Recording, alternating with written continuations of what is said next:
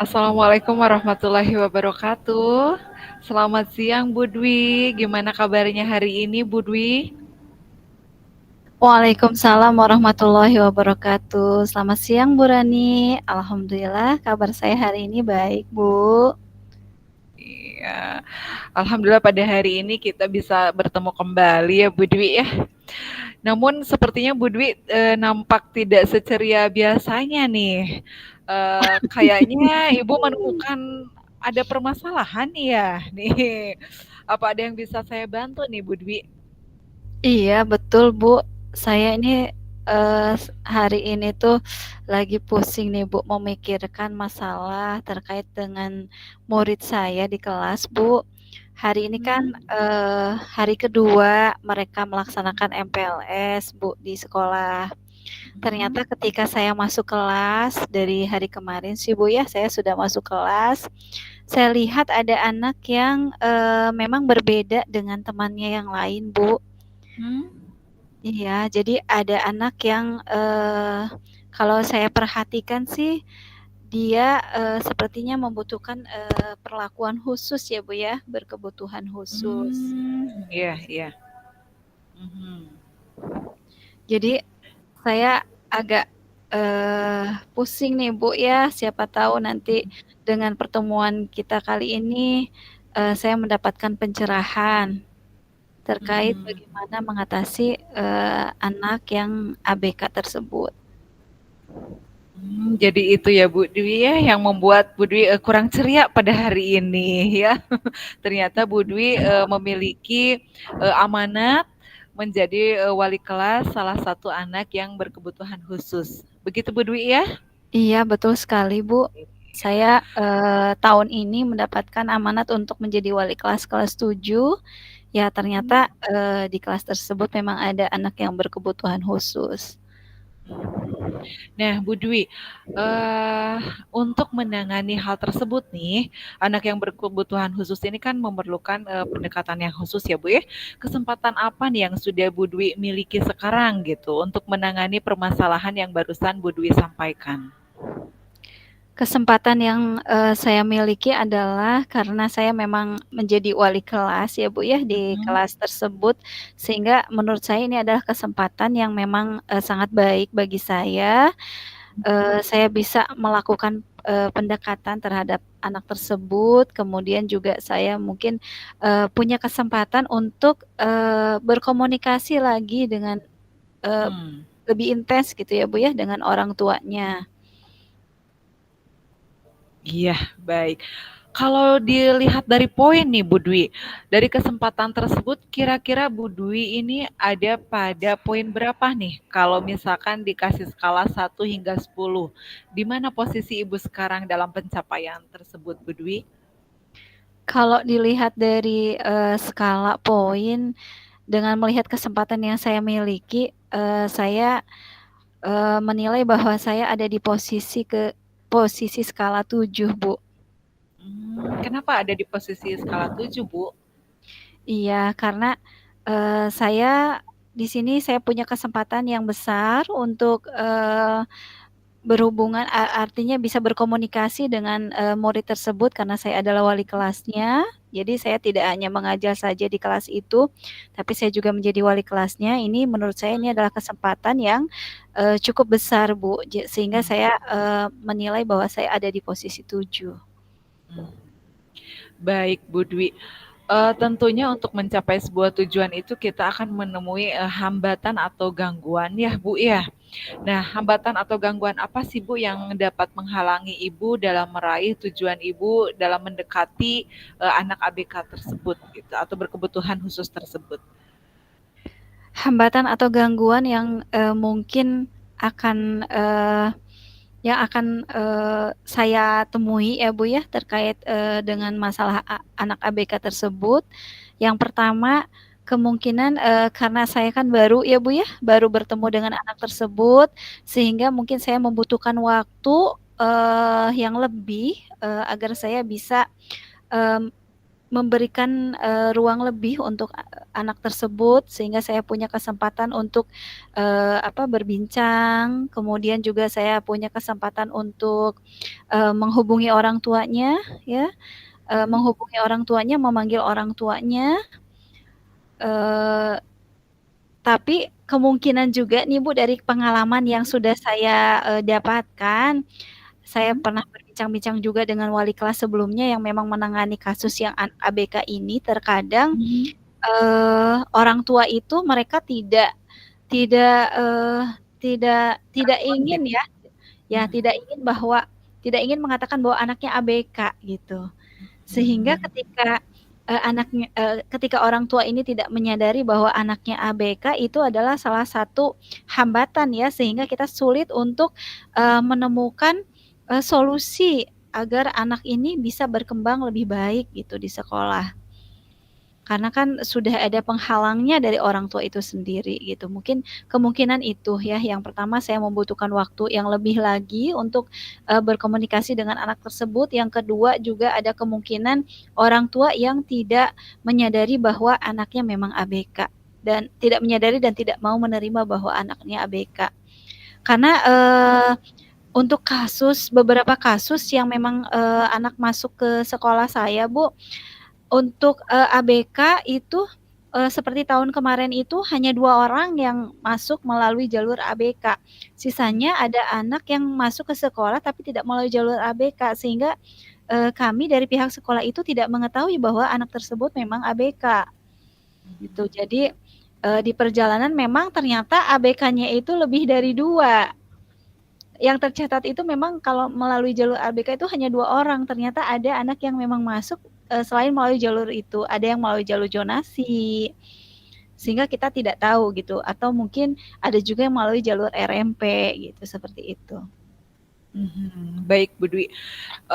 Jadi dengan melihat hambatan-hambatan tersebut yang barusan Bu Dwi utarakan, itu tadi saya tangkap membutuhkan waktu yang lebih untuk berkomunikasi dengan anak yang berkebutuhan khusus tersebut, terus menyadarkan atau meyakinkan juga orang tua tadi ya, supaya dapat menerima bahwa anaknya tersebut itu memang termasuk kepada anak yang berkebutuhan khusus gitu. Lalu tadi ada juga hambatan bahwa anak-anak ABK yang mendaftar ke sekolah Budwi itu tidak terdeteksi karena mereka mendaftar bukan pada jalur ABK, namun mendaftar melalui jalur zonasi atau jalur lainnya selain ABK gitu ya, sehingga tidak terdeteksi gitu oleh Budwi dan sekolah Budwi. Lalu Budwi melihat hambatan tersebut, apa sih Bu solusi untuk menghadapi atau solusi dalam pemecahannya? Dengan melihat hambatan tadi ya, solusi yang terfikirkan oleh saya yang pertama adalah tentunya yang pertama memanggil orang tuanya dulu, Ibu, ke Mhm. sekolah sehingga kita bisa berkomunikasi dan mengetahui apakah memang orang tua itu bisa bekerja sama dengan pihak sekolah atau tidak. Kalau memang bisa bekerja sama dengan pihak sekolah artinya memang orang tua menyadari bahwa anaknya ABK atau orang tua menerima bahwa anaknya ABK, ini akan menjadi lebih mudah bagi saya dan pihak sekolah. Akan memudahkan kami untuk treatment selanjutnya sehingga anak yang ABK ini di sekolah kami itu bisa meningkat kemampuannya. Minimal mereka itu punya kemampuan atau punya nantinya itu setelah mereka melewati 1 tahun di kelas 7 itu, mereka bisa bersosialisasi dengan teman-temannya satu kelas. Karena dari Baik. pengalaman saya, sebelumnya saya juga sempat mengajar anak yang memang ada di kelasnya itu ada ABK, tapi kebetulan saya tidak menjadi wali kelasnya. Ketika di semester pertama itu, pengalaman saya anak yang ABK ini sulit untuk diarahkan, tapi dengan berjalannya waktu, dengan perlakuan dari kami sebagai gurunya, akhirnya ada perubahan gitu. Jadi itu ya harapan yang strateginya adalah memanggil orang tua yang pertama. Yang kedua, tentunya setelah dipanggil orang tuanya diinformasikan terkait anaknya ABK atau tidak, ini harus ada bukti mungkin Ibu ya terkait dengan ABK ini harus dibuktikan secara psikolog memang anak tersebut berkebutuhan khusus. Sehingga kami meminta surat dari psikolog terkait keterangan bahwa anak tersebut ABK. Yang ketiga, strateginya adalah saya akan menginformasikan kepada guru mata pelajaran bahwa memang anak ini ABK. Ya, artinya tentunya saya dengan guru-guru mapel lainnya bukan memperlakukan khusus ya, tetapi memang penanganan untuk anak ABK ini akan berbeda dengan anak-anak yang lainnya agar anak ABK ini berkembang secara optimal kemampuannya. Jadi saya nanti akan mengadakan setelah ini yang ketiga, saya mengadakan pertemuan dengan guru mapel lainnya, mendiskusikan hal ini dan solusinya akan seperti apa. Kemudian ya itu solusi yang ketiga ya Ibu. Kemudian yang keempat tentunya ini saya harus membuat pemantauan ya Bu ya, pemantauan terhadap perkembangan anak tersebut. Jadi saya harus punya catatan khusus atau jurnal khusus terkait anak tersebut dan mungkin juga saya akan meminta guru-guru mapel juga memiliki jurnal khusus terkait anak tersebut. Lalu yang kelima strateginya adalah saya akan mengadakan pertemuan secara rutin dengan guru mapel terkait membahas perkembangan anak ABK ini secara khusus ataupun mungkin perkembangan anak-anak yang lainnya tentunya ya Bu ya.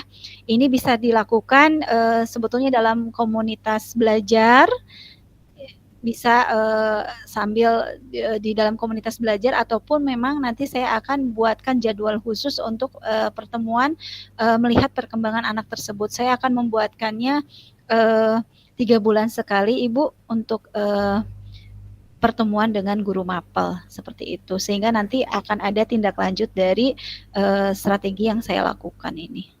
Baik. Baik, Bu Dwi. Waduh, sudah jelas sekali ya dari solusi dan strategi yang Bu Dwi jelaskan barusan bahwa Bu Dwi akan melakukan 5 strategi dalam menangani anak ABK yang Bu Dwi temui gitu ya. Nah, tadi ada memanggil orang tuanya, ada menginformasikan kepada orang tuanya dengan pembuktian dari psikolog, terus menginformasikan kepada guru-guru mapel, pemantauan, lalu pertemuan rutin dengan guru mapel secara rutin terkait perkembangan anak ABK tersebut. Betul Bu Dwi ya? Itu solusi dan strategi yang tadi Bu Dwi sampaikan. Betul sekali Bu. Itu Ya, lalu solusi yang akan saya lakukan. Oke, bagus Bu Dwi. Lalu apa ukuran keberhasilan dari rencana aksi Ibu tersebut? Ukuran keberhasilannya adalah ada perubahan dari perilaku ataupun dari sikap anak yang ABK ini. Yang awalnya memang di awal itu kemarin saya melihat bahwa dia harus selalu diinformasikan secara langsung ya kepada dia terkait dengan kegiatan yang akan dilakukan. Jadi dia belum bisa menerima informasi yang secara umum. Jadi harus memang diinformasikan kembali. Semoga dengan yang saya rencanakan ini ada perubahan dari sikap ABK tersebut. Oke, baik Bu Dwi. Sebetulnya sudah jelas sekali ya itu dari solusi dan strategi yang sudah Bu Dwi sampaikan. Lalu Bu Dwi melihat keseluruhan ini dari rencana aksi yang akan Bu Dwi laksanakan nih. Apa sih komitmen Ibu untuk terhadap rencana aksi ini, Bu Dwi? Komitmennya adalah saya akan betul-betul ya Bu ya bersungguh-sungguh untuk menjalankan strategi yang sudah saya buat ini. Di dalam hati saya pun ya saya akan betul-betul berkomitmen dan saya akan membuat tulisannya secara langsung ya Bu ya dibukukan sehingga saya bisa berkomitmen, kemudian tadi kan membuat jadwal sehingga saya pun bisa berkomitmen dengan apa yang sudah saya buat. Oke, baik Bu Dwi. Bu Dwi, dalam melaksanakan sebuah rencana aksi tentunya kita kan membutuhkan dukungan nih dari pihak yang lain. Siapa Bu Dwi dan apa yang dapat membantu Ibu dalam menjaga komitmen Ibu tersebut yang barusan Ibu Dwi utarakan? Iya, betul sekali, Bu. Kita tentunya membutuhkan komitmen ya, untuk membutuhkan orang-orang yang bisa mendukung, komitmen kita ini bisa berjalan dengan baik. Untuk menurut saya untuk, orang-orang yang bisa mendukung komitmen saya adalah yang pertama pasti tentunya adalah kepala sekolah ya, karena kepala sekolah itu yang tertinggi di sekolah, sehingga saya akan menginformasikan terkait masalah ini kepada kepala sekolah, kemudian kepada guru BK, Bu, terkait dengan masalah ini tentunya saya akan, mengajak bersama-sama guru BK, kemudian juga guru-guru mata pelajaran yang mengajar di kelas saya, di kelas 7, kemudian orang tua dari murid tersebut, tentunya ini yang nantinya akan menjaga komitmen yang sudah saya buat. Oke, baik Bu Dwi.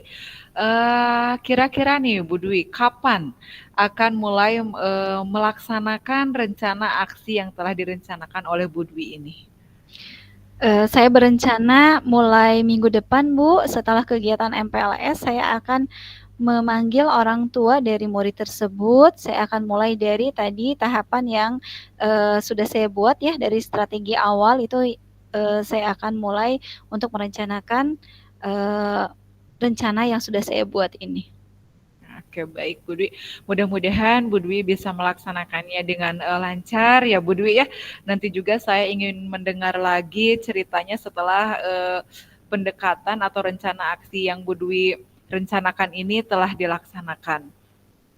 Baik Bu Dwi, kira-kira nih tindak lanjut dari sesi coaching ini apa sih Bu Dwi yang diharapkan Tindak lanjut atau yang dari akan sesi dilaksanakan oleh Bu Dwi ya? iya. Tindak lanjut dari sesi coaching ini tentunya yang pertama saya akan, memanggil tadi orang tua dari siswa tersebut, kemudian saya juga berkoordinasi dengan, kepala sekolah, dengan BK, kemudian dengan, rekan sejawat ya, artinya rekan-rekan yang memang mengajar di kelas tersebut. Kemudian saya juga akan membuatkan jadwal terkait dengan, kegiatan pemantauan ini ya, pemantauan terkait dengan, siswa ABK ini, eee, kemudian saya juga sebelum membuat jadwal saya akan menginformasikan dulu ya terkait dengan, anak yang ABK ini kepada, teman-teman saya, kemudian membuat jadwal, setelah itu saya akan, melakukan pemantauan terkait dengan jadwal tersebut.